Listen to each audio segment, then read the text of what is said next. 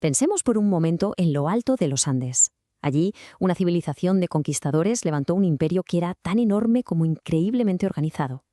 Hoy vamos a meternos de lleno en la asombrosa estructura del Tahuantinsuyo, el gran imperio inca.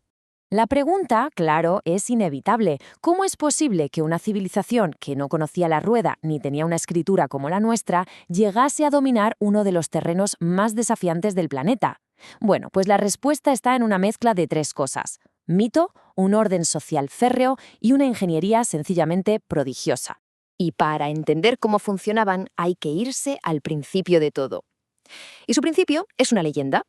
Un origen divino, que no era solo un cuento, que se convirtió en la base, en la justificación de su poder, de su sociedad y de su propia identidad. Pues cuenta la leyenda que el dios Sol Inti miró hacia la tierra y vio a los hombres viviendo casi en la oscuridad. Así que decidió intervenir. ¿Cómo? Pues enviando a la tierra a sus propios hijos, Manco Cápac y su hermana esposa, Mama Oclo. La misión que les encomendó era muy clara. Tenían que caminar hasta encontrar un lugar donde un bastón de oro que llevaban se hundiera en la tierra sin esfuerzo. Así que nada, salieron de las aguas del lago Titicaca y empezaron un largo viaje. Y al final llegaron a un valle fértil, y allí, ¡zas!, el bastón se hundió. Era la señal. Habían encontrado el sitio elegido para fundar el ombligo del mundo, la gran ciudad de Cusco. Y esta leyenda que acabamos de contar es la clave para entenderlo todo. Porque si tus fundadores son hijos directos de un dios, tu gobierno no es una monarquía cualquiera, es una teocracia en toda regla. El poder venía directamente del sol. En la cúspide de todo, absolutamente todo, estaba el Sapa Inca. Su autoridad era incuestionable, no porque fuera un rey, sino porque se le consideraba un dios en la tierra, descendiente directo de Inti.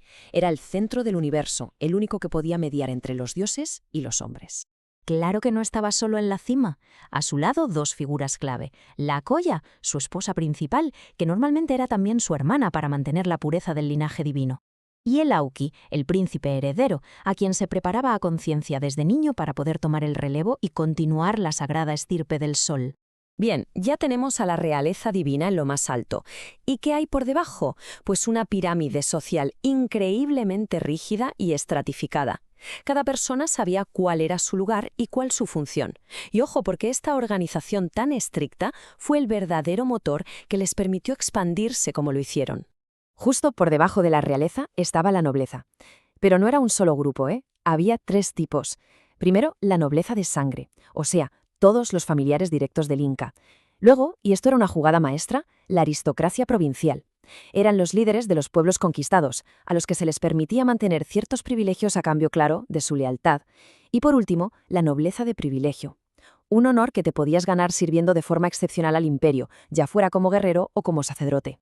Y en la base de todo, sosteniendo todo el entramado, estaban los Hatun Runa, la gente común. Eran la inmensa mayoría de la población, la verdadera fuerza de trabajo. Agricultores, ganaderos, artesanos, organizados en comunidades llamadas ayllus. Todo el imperio se sostenía literalmente sobre sus hombros.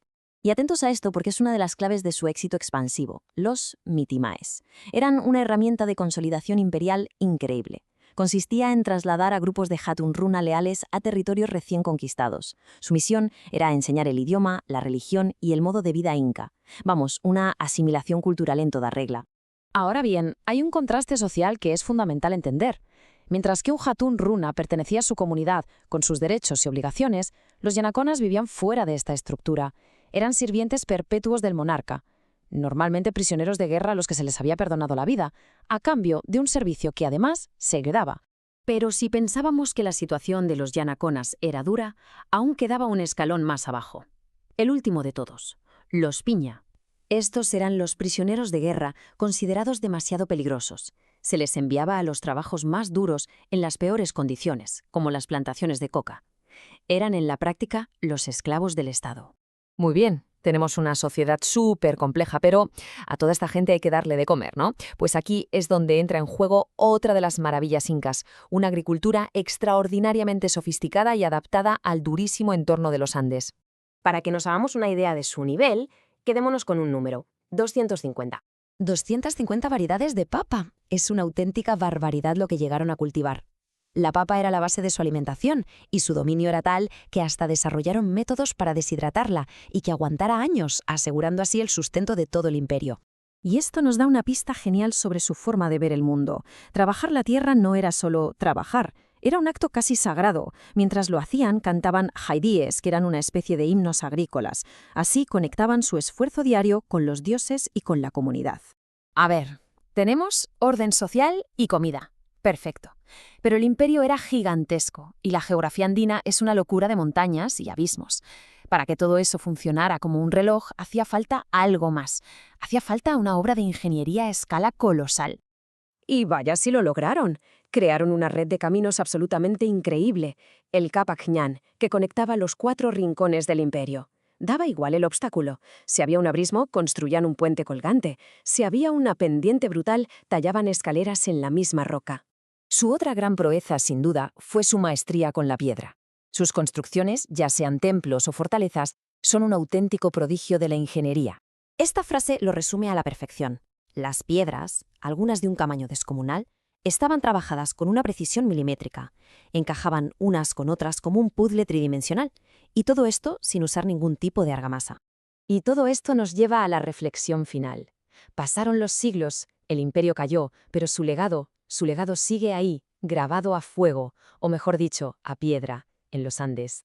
Si nos ponemos por un momento en la piel de un arqueólogo y miramos las murallas de Sacsayhuamán o las terrazas de Machu Picchu, la pregunta es, ¿qué estamos viendo en realidad? Porque la clave es esta, no son solo ruinas, son el resultado tangible de una forma de ver el mundo. Cada piedra, encajada a la perfección, nos habla de esa rígida estructura social. Cada camino que serpentea por las montañas es un testamento de su voluntad por unificar un imperio divino. Nos cuentan la historia de cómo una idea, la de ser los hijos del sol, pudo materializarse en una civilización que, literalmente, movió montañas.